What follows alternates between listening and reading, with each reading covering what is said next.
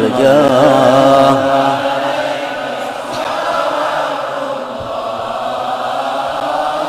عبد بالباب يرتجي لسم العتاب جود بالجواب مرحبا قد قابلنا. بسم الله الرحمن الرحيم. الحمد لله على نعمه وفضله الذي أمرنا بالرضا على قضائه واختياره.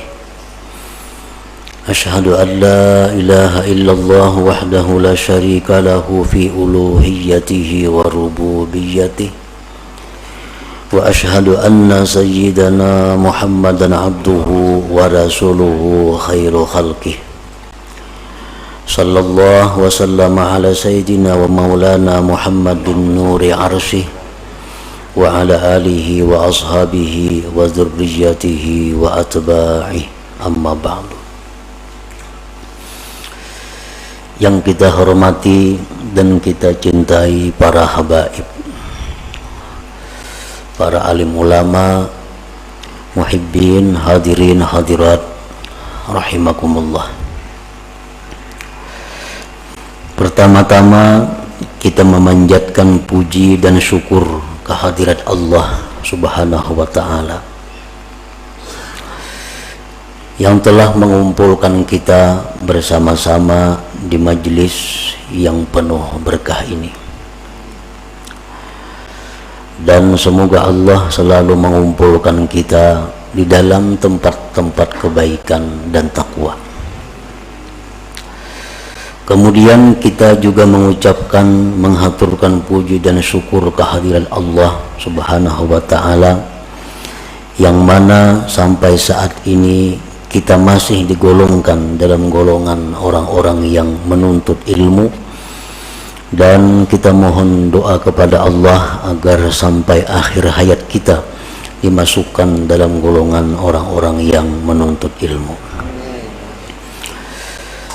Salawat dan salam tidak lupa kita haturkan kepada junjungan kita Nabi besar Muhammad sallallahu alaihi wasallam, dan kepada seluruh keluarga, para sahabat, zuriat dan pengikut beliau sampai hari kiamat nanti. Para muhibbin rahimakumullah, al-hikmatu tasi'ata asyrata minal hikamil ataiyah. Qala al-imam Ahmad ibn Athaillah as-Sakandari rahimahullah wa nafa'ana bi ulumi.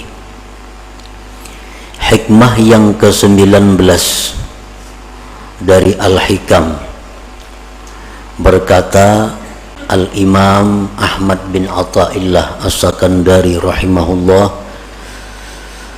la tatlub minhu ayyukhrijaka min halatin liyasta'milaka fima siwaha falau aradaka lasta'malaka min ghairi ikhraj. Yang artinya, janganlah engkau meminta daripada Allah bahwa Dia mengeluarkan engkau dari satu keadaan agar Allah pekerjakan engkau pada keadaan yang lain. Jikalau Allah menghendaki engkau, niscaya Dia pekerjakan engkau tanpa melalui menuntut dikeluarkan. Itulah kurang lebih artinya hikmah yang ke-19 ini. Adapun penjabarannya adalah idza kana al-mar'u ala halatin la tuwafiqu gharadahu la yanbaghi lahu ay yuridal khuruja minha binafsihi bi ayyatluba minhu subhanahu ay yukhrijaha minha lianna hadha min at-takhir 'ala Allah subhanahu wa ta'ala bal yanbaghi lahu husnul adab ma'ahu wa isaru muradihi ala ikhtiyarihi. Apabila adalah seorang hamba atas satu keadaan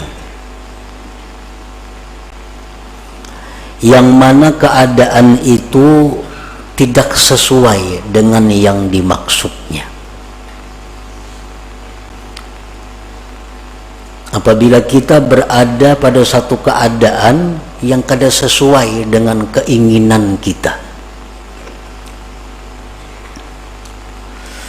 maka tidaklah patut, tidaklah layak bahwa menghendaki seorang hamba tadi keluar dari keadaan itu dengan dirinya sendiri, dengan bahwa dia menuntut dari Allah bahwa Allah mengeluarkannya dari keadaan itu, karena ini merupakan dikti atas Allah subhanahu wa ta'ala.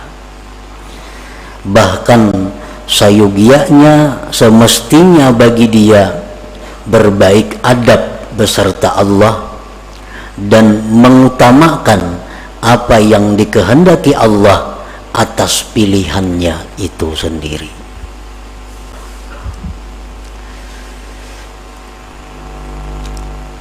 Illa idza kanat haluhu, kecuali apabila keadaannya itu ghaira mardiyyin lillah subhanah, kecuali bila keadaannya itu tidak diridhai oleh Allah, au aikatan min wazaifihi diniyah wal amali bil a'malis salihah, atau keadaan itu mencegah dia dari tugas-tugas keagamaannya dan beramal dengan amal-amal saleh, maka boleh bagi dia meminta kepada Allah bahwa Allah keluarkan dia dari keadaan yang demikian itu. Fahuwa min alamati ma'rifatil abdi bi rabbih subhanahu wa ta'ala, maka itu merupakan tanda ma'rifatnya seorang hamba dengan Allah subhanahu wa ta'ala. Nah, para muhibbin rahimakumullah, artinya kalau kita berada di suatu kondisi, di suatu keadaan, situasi yang tidak sesuai dengan keinginan kita, maka janganlah kita minta kepada Allah bahwa dipindah dari kondisi keadaan itu kepada keadaan lain. Jangan kita minta kepada Allah bahwa kita ini dipindahkan kepada keadaan yang lain, karena itu namanya adalah mendikti atas Allah.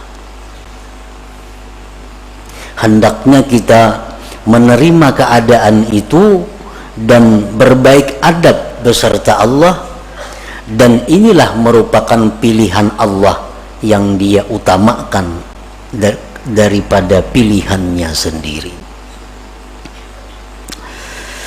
Kecuali bila mana keadaan yang dia alami saat itu keadaan yang tidak diridhai Allah, dia berada dalam situasi yang tidak diridhai Allah, atau di dalam situasi keadaan yang mencegah dia melaksanakan tugas-tugas keagamaan atau beramal amal saleh. Nah, maka boleh baginya minta kepada Allah agar dikeluarkan dari situasi itu kepada keadaan yang lain. Nah, itulah tanda orang yang ma'rifat dengan Allah subhanahu wa ta'ala. Nah, para muhibbin rahimakumullah, secara rinci lagi para ulama menjelaskan fal arifu billah idza kana a'zab la yatamanna zawaj.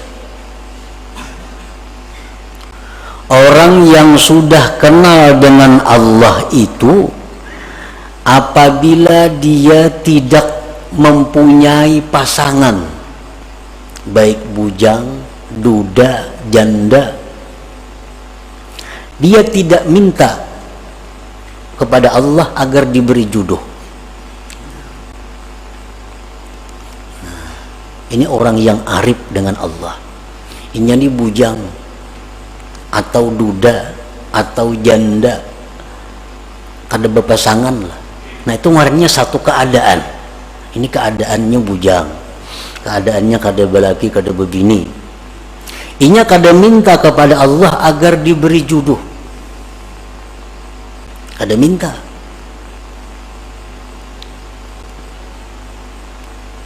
Bahkan dia kelola itu keadaan dengan adab yang baik beserta Allah Subhanahu wa ta'ala.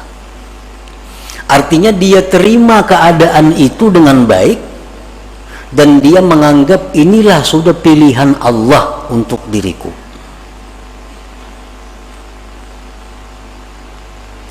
Nah, kecuali keadaan itu, keadaan membujang atau kada berpasangan tadi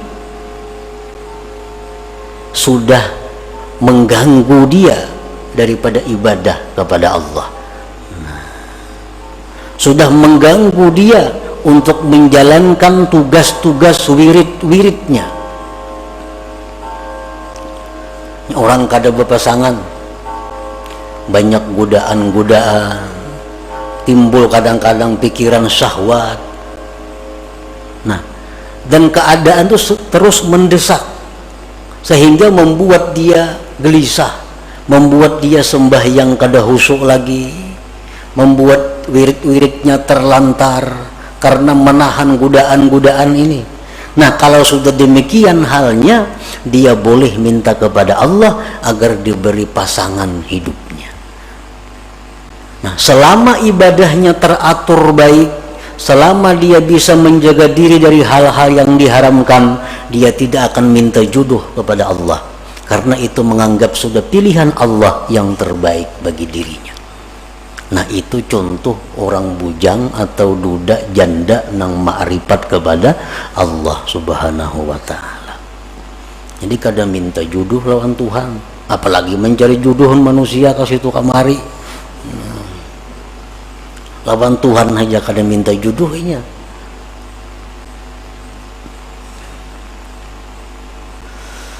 Wa idza kana faqiran la yatamanna al-ghina. Apabila dia dalam keadaan fakir. Nah, ini orang yang arif dengan Allah. Dia fakir.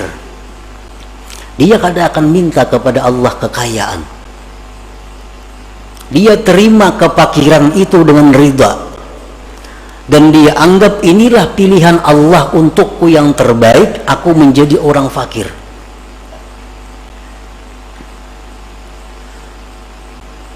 Nah, kecuali apabila sudah kefakiran itu membuat dia terganggu ibadah kepada Allah, apabila kefakirannya itu sudah menghalanginya berbuat amal-amal yang saleh, nah maka di saat itu dia bisa memohon kepada Allah agar dipindah daripada orang fakir menjadi orang yang berada atau orang kaya.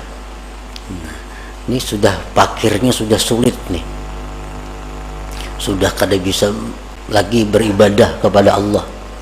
Nah, sudah kada kawa lagi melaksanakan wirid-wiridnya, sudah kada bisa lagi menuntut ilmu karena kada berduit. Menuntut ilmu perlu duit.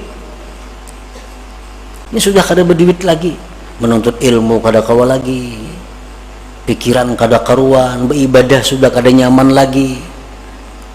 Nah, di saat itulah dia boleh mohon kepada Allah agar diberi kecukupan, diberi Allah kekayaan.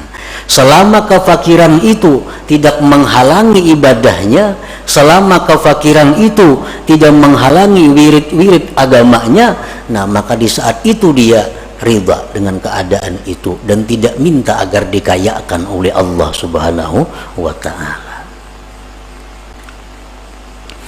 Wa idza kana maridan la yatamanna sihhah, apabila dia sakit dia tidak ingin sihat, dia tidak ingin sihat. Ini sakit tapi dalam keadaan bisa melaksanakan tugas-tugas keagamaan, bisa beramal saleh. Sakit ini tidak akan diusahakan untuk disembuhkan, dan dia tidak akan minta kepada Allah kesembuhan. Tetapi kalau sakit ini sudah mengganggu, nah tugas-tugas keagamaannya, sakit ini sudah mengganggu wirid-wiridnya, sakit ini sudah mengganggu menuntut ilmunya, nah di saat itulah dia minta kepada Allah kesembuhan dan kesehatan.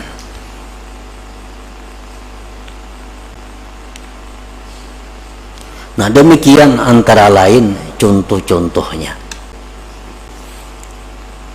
Kalau kita dalam keadaan dan keadaan itu tidak kita senangi, keadaan itu tidak kita ingini, maka diamlah kita pada keadaan itu, ridhalah pada keadaan itu, jangan minta keadaan lain kepada Allah. Kalau kita masih bisa beribadah kepada Allah, kalau kita masih bisa melaksanakan tugas-tugas keagamaan kita, nah, itulah tandanya orang yang ma'rifat dengan Allah Subhanahu wa ta'ala.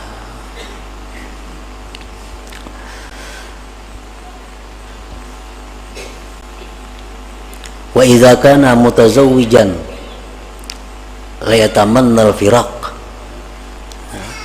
kalau dia ini berpasangan, kalau dia mempunyai suami, dia mempunyai istri, dia tidak akan minta bercerai kepada Allah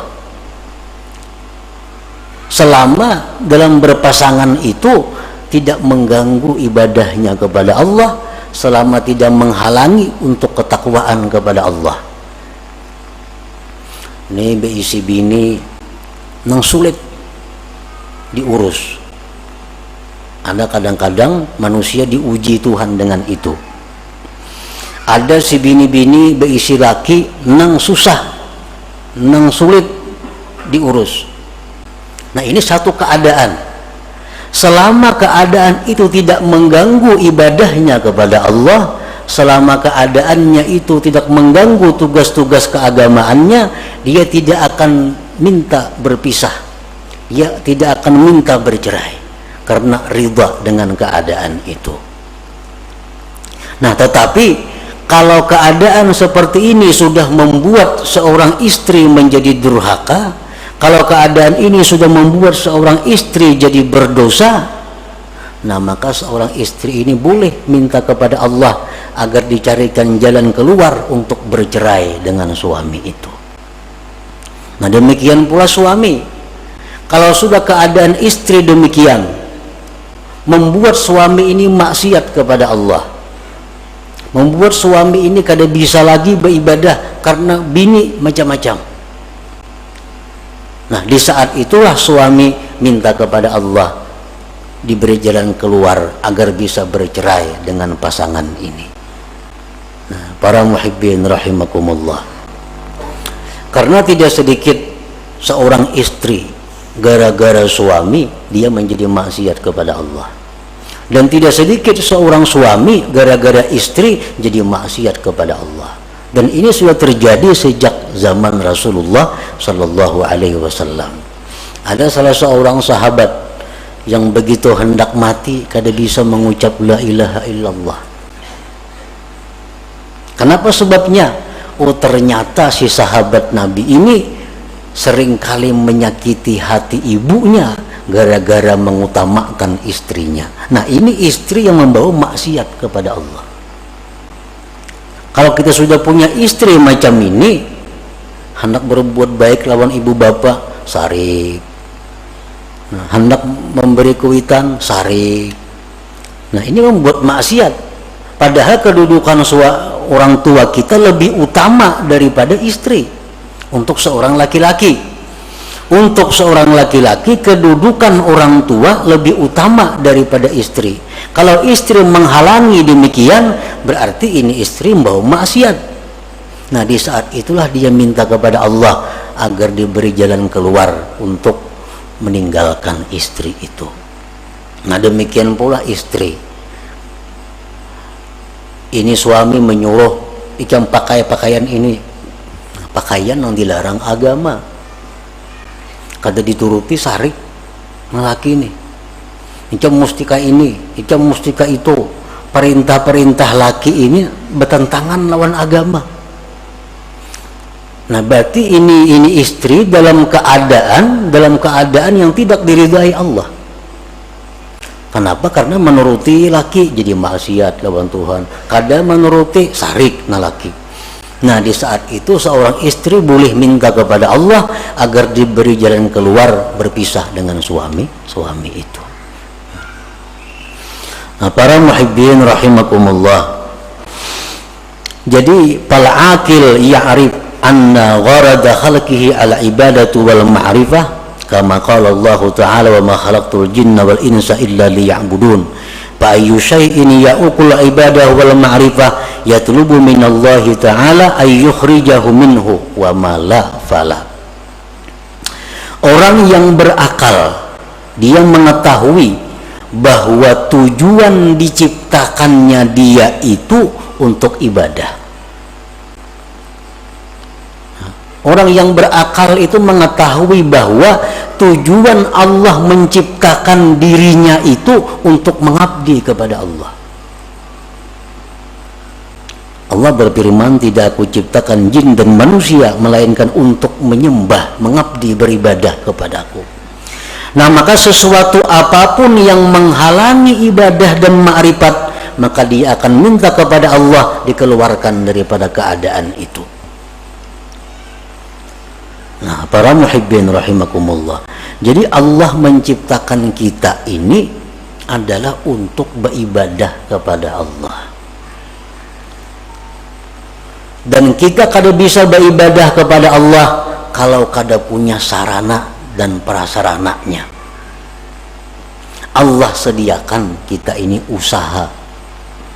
Allah sediakan kita pekerjaan. Allah sediakan kita macam-macam. Untuk apa? Agar semua itu membawa kepada ibadah. Nah, itu tujuan hidup yang diketahui oleh orang yang berakal. Lalu apapun pekerjaan, apapun keadaan yang menghalangi tujuannya itu ibadah, dia akan mundur dari keadaan itu dan berpindah kepada keadaan yang lain. Nah, ini orang yang berakal. Jadi tujuan hidup ini bukan kita berdagang, bukan. Tujuan hidup belaki, bukan. Tujuan hidup babini, bukan. Tujuan hidup berusaha, bukan. Nah, usaha suami istri itu hanya jalan untuk beribadah kepada Allah. Kalau semua ini menghalangi ibadah, berarti mesti ditinggalkan, dicari jalan yang lain. Nah, para muhibbin rahimakumullah. Nah, disitulah kita merenungi, disitulah kita disuruh tafakkur. Apakah selama ini aku hidup hanya untuk dunia atau aku hidup untuk ibadah?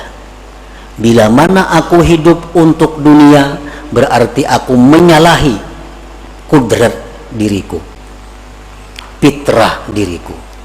Bila aku hidup untuk ibadah, berarti aku di jalan yang benar. Nah, jadi silahkan berdagang, silahkan berusaha, tapi ingat, usaha ini diciptakan Allah untuk ibadah. Nah, silahkan bergaul, silahkan berkawan, asal semua itu membawa kepada ibadah. Nah, jadi apapun pekerjaan, apapun keadaan yang menghalangi kita ibadah, itu mesti kita ditinggalkan, mesti kita tinggalkan kalau kita tidak ingin rugi di dunia dan akhirat. Jangan sampai kita ini dilalaikan oleh hal-hal yang sifatnya duniawi. Ya ayyuhalladzina amanu la tulhikum amwalukum wala auladukum an dzikrillah wa may yaf'al dzalik fa ulaika humul khasirun. Hai orang-orang yang beriman, Allah menghitab kepada orang beriman. Nang kada beriman kada diurus Tuhan. Ujar Tuhan, janganlah melalaikan akan kamu, harta kamu, anak kamu daripada zikrillah. Artinya jangan sampai kita mengurus harta, kita mengurus anak, kita lupa kepada Allah. Bila demikian halnya, Allah menyatakan kita rugi. Kalau sudah Allah menyatakan rugi itu, ya rugi yang sebenarnya. Bujur-bujur rugi artinya. Nah, itu artinya Allah bukan melarang kita mengelola harta. Allah bukan melarang kita mengelola anak. Tetapi yang dilarang Allah, jangan sampai itu melalaikan kita daripada zikrillah, daripada mengingat Allah. Karena mengurus harta kada tersembahyang, karena mengurus harta sembahyang taqadha, karena mengurus harta kada tersembahyang sunat, karena mengurus harta kada tersembahyang tahajud, karena mengurus harta kada sempat menuntut ilmu. Nah, ini yang dikatakan rugi, ujar Tuhan. Ayo urus harta, 10 bisi perusahaan, Allah kada melarang. Tapi sembahyangnya aktif, wiridnya tabaja, menuntut ilmunya jalan. Itu yang dimaksud dengan ya ayyuhalladzina amanu la tulhikum amwalukum wala auladukum an dzikrillah. Walhasil selama kita mengejar atau menuntut atau mencari dunia, lalu kita ketinggalan satu kali zikrullah, itu sudah rugi. Sudah rugi.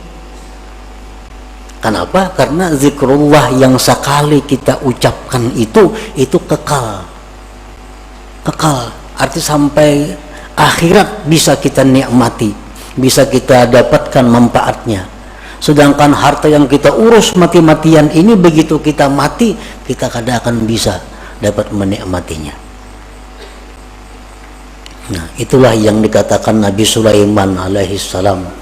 Begitu Nabi Sulaiman ini pawai dengan kekayaan-kekayaannya, rakyat berkata, wah alangkah untungnya Sulaiman, alangkah hebatnya Sulaiman punya harta sedemikian. Sulaiman berkata, wahai rakyat, satu kalimat yang kamu ucapkan subhanallah lebih berharga dari semua yang kumiliki ini. Kenapa sebabnya? Karena subhanallah yang kamu ucapkan itu kekal sampai ke akhirat, kau akan bisa menikmatinya. Sedangkan yang kupunya ini adalah akan hilang binasa begitu aku mati.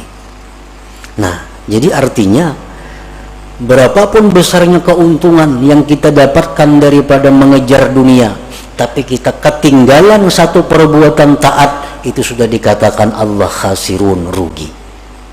Karena apa? Karena tujuan manusia dicipta untuk taat, bukan untuk mengejar atau mengumpulkan hal-hal yang sifatnya duniawi itu. Nah, para muhibbin rahimakumullah, itulah sebagian dari apa yang dimaksud dalam hikmah yang ke-19 ini. Mudah-mudahan Allah Subhanahu wa taala memberikan taufik hidayah kepada kita sehingga kita bisa mampu mengamalkan apa-apa ilmu yang diberikan oleh Allah kepada kita. Ila hadratin Nabi sallallahu alaihi wasallam. Al-Fatihah.